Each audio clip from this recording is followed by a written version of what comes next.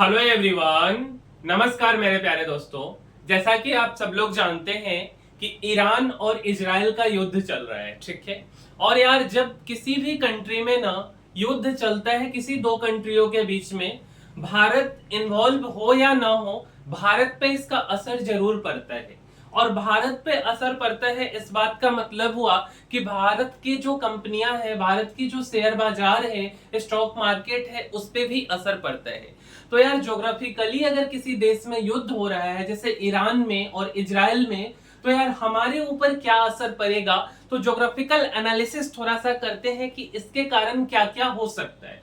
तो सबसे पहले मेरे भाई, हम लोग ना मुख्य रूप से ऐसा जानते हैं कि हम ईरान से तेल खरीदते हैं, ठीक है। और ऐसा जनरली किसी भी लोगों से बात करते हुए सुना जाता है कि अगर ईरान इजराइल में युद्ध चल रहा है तो तेल का दाम बढ़ जाएगा, है ना, तेल का कीमत बढ़ जाएगा। बट मेरे भाई, ईरान से हम लोग काफी लंबे समयों से 2020 के आसपास से ही तेल नहीं खरीद रहे हैं, पहली बात।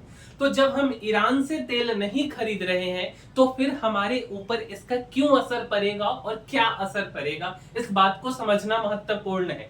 तो बात यह आता है कि सबसे पहली बात कि हम तेल फिर खरीदते किससे हैं। तो एक तो नाम चर्चा में आया है कि हम बहुत ज्यादा मात्रा में तेल रसिया से खरीदते हैं, लेकिन और किस किस कंट्री से खरीदते। तो मेरे भाई, हम अगर थोड़ा सा अपने सप्लायर कंट्री के बारे में बात करें तो रसिया से लगभग लगभग 36% या हम इससे ज्यादा तेल खरीदते हैं, ठीक है। रसिया से मेरे भाई हम लोग 36% या इससे कहीं ज्यादा ही तेल खरीदते हैं, पहली बात। 40 भी हो सकता, 45 भी हो सकता है ना। उसके बाद बात आता है ओपेक कंट्री।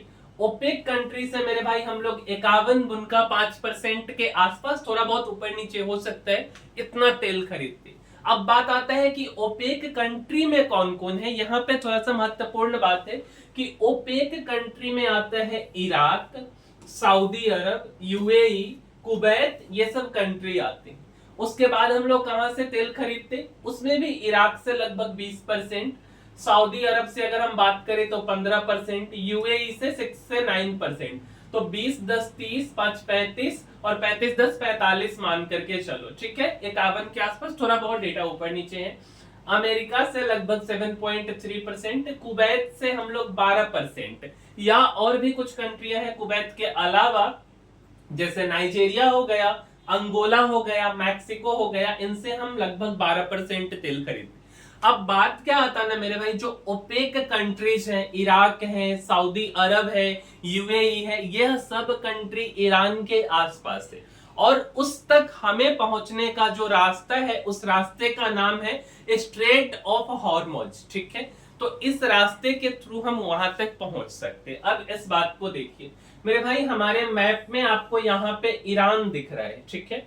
अब जब आप ईरान को देख रहे हो मेरे भाई, ईरान को जब आप देख रहे हो तो एक चीज देखो, ईरान यहाँ पे है। ईरान से हम लोग तेल खरीदते नहीं। तेल किससे खरीदते हैं मेरे भाई, इराक से तेल खरीदते हैं। उसके बाद हम लोग कुवैत से तेल खरीदते हैं, सऊदी अरेबिया से तेल खरीदते हैं। उसके बाद हम लोग यूनाइटेड अरब अमीरात से तेल खरीदते। बट यह सारे कंट्री तक पहुंचने का जो रास्ता है, यह रास्ता है, और इस रास्ते को बोला जाता है स्ट्रेट ऑफ हॉर्मुज। अब ईरान ने ना हाल ही में धमकी दिया है, और धमकी क्या दिया है कि अगर यह युद्ध लंबा खींचेगा या मेरे साथ बहुत ज्यादा प्रॉब्लम करेगा तो हम इस रास्ते को ब्लॉक कर देंगे। मेरे भाई, क्या स्ट्रेट ऑफ हॉर्मुज समुद्र का रास्ता यहाँ मैप में आपको पतला सा दिख रहा है, इतना छोटा है क्या? तो मेरे भाई, इतना आसान नहीं है इसको ब्लॉक करना, क्योंकि यह 33 किलोमीटर चौड़ा रास्ता है। 33 किलोमीटर चौड़े रास्ते को कंप्लीटली ब्लॉक करना नेक्स्ट टू इम्पॉसिबल है। बट हाँ, एक चीज है, यहाँ पे मिसाइल अटैक कर करके जो कंटेनर्स, जो शिपमेंट्स यहाँ से जा रही हैं, उनको रोका जा सकता है, ब्लॉक किया जा सकता है, डिस्टर्ब किया जा सकता है। बट यह काम इतना आसान भी नहीं है, ठीक है। थोड़ा सा इसके बारे में समझते। बहुत लोगों को स्ट्रेट ऑफ हॉर्मुज के बारे में नहीं पता है। तो मेरे भाई, यह कहां पे स्थित है, तो मध्य पूर्व में स्थित है। और अगर हम इसकी बात करें कि किस खाड़ी में यह स्थित है, तो मेरे भाई, ओमान की खाड़ी, जिसको हम गल्फ ऑफ ओमान बोलते हैं, और फारस की खाड़ी के बीच में है। आप यहाँ मैप पे देखोगे, ठीक है, तो यहाँ देखो यह ओमान है और ओमान के खाड़ी, ठीक है, तो यहाँ पे और फारस के खाड़ी इसी के आसपास यहीं पे यह स्थित है। और यहाँ पे ना एक साइड में तो ईरान है और दूसरे साइड में ओमान और यूएई है, ठीक है, ये दोनों है। अब बात आता है कि इसका चौड़ाई 33 किलोमीटर है, तो यह तो पॉसिबल नहीं है। अब यह इतना इंपॉर्टेंट है क्या, तो इस बात को समझते हैं मेरे भाई। दुनिया का ना लगभग 20 से 30% क्रूड ऑयल कच्चा तेल इसी रास्ते से होके गुजरता है। मीन्स हर दिन 180 से 200 लाख बैरल तेल यहां से ट्रांसपोर्ट होता है इस रास्ते से। दूसरा बात क्या है, इसलिए क्योंकि यहाँ पे सऊदी अरब है, ईरान है, कुवैत है, यूएई, इराक, इन सभी का जो तेल है वह इसी रास्ते से जाएगा। वह अलग बात है कि हम ईरान से तो तेल नहीं खरीदते हैं, लेकिन सऊदी अरब, कुवैत, यूएई, इन सब कंट्री से तो हम तेल खरीदते हैं।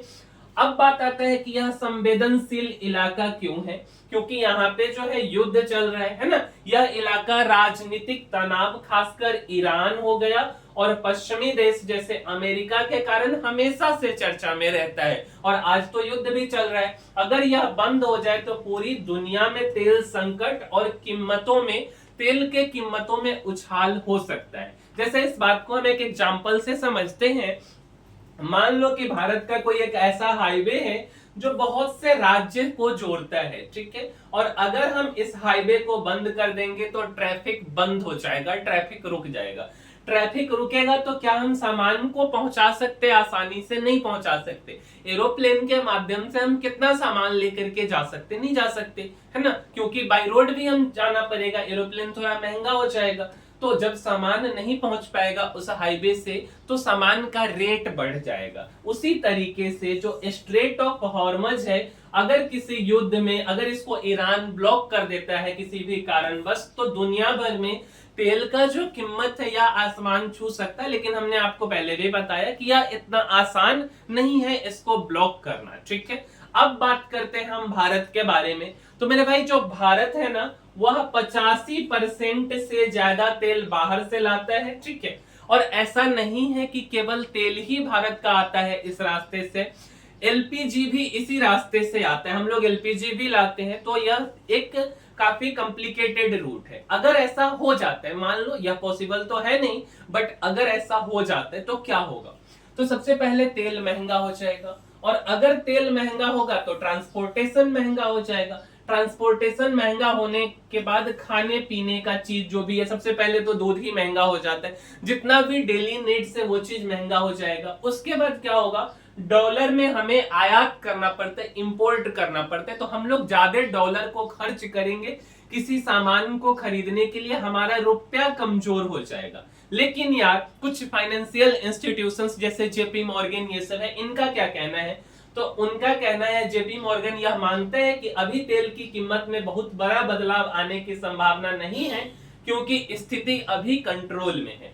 अच्छा, अगर ऐसा कुछ हो जाएगा, ब्लॉकेज हो जाएगा, तो तेल का रेट ना $120 पर बैरल के आसपास तक जा सकता है।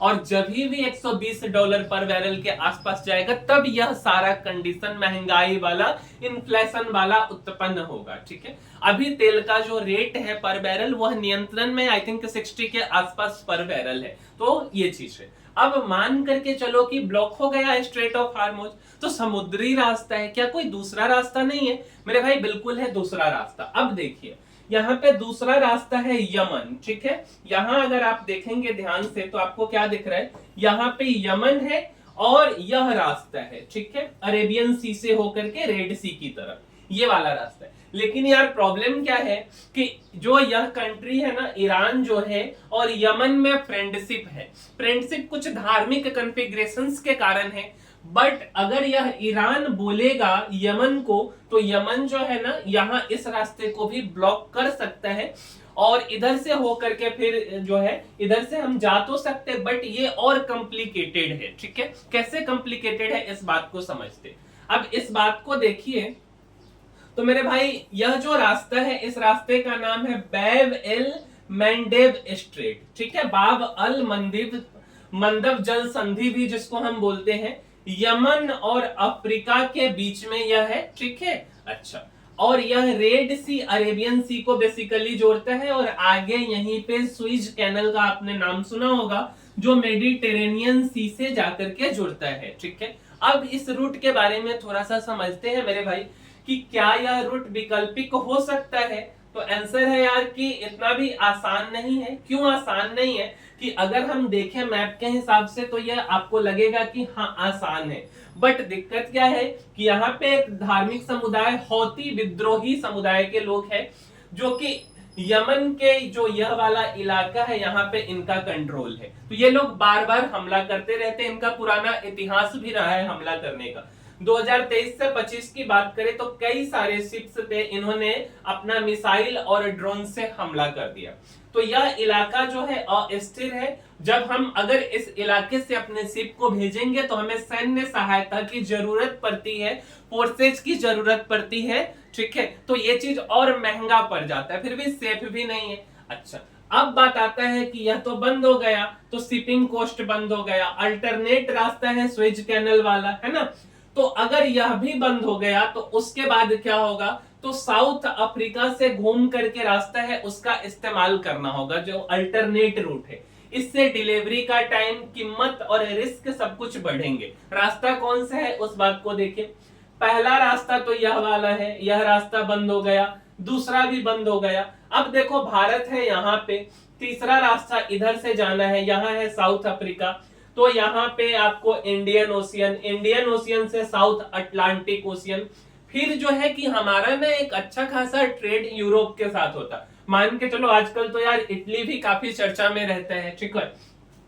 अब देखो हमें मान के चलो इटली के पास में जाना है, फ्रांस के पास में जाना है, इंग्लैंड के पास में जाना है, तो हमारे पास यह वाला रास्ता बचता है। इस रास्ते में जाने के लिए ट्रांसपोर्टेशन कॉस्ट, समय सीमा, हर चीज जो है कि बढ़ जाएगा। और जब यार यह सारा कुछ बढ़ जाएगा तो कॉस्ट अगर बढ़ता है तो हर एक सेक्टर पे इंपैक्ट पड़ता है। जैसे अगर हम डायरेक्टली रूप से देखें तो क्रूड ऑयल से रिलेटेड जो भी सेक्टर है, जैसे पेंट इंडस्ट्री है, उन पे भी इफेक्ट पड़ेगा, और भी सारी चीजें हैं। बट अगर यह युद्ध लंबा खींचता है तब ऐसा संभव है, अदरवाइज ऐसा कुछ संभव नहीं है।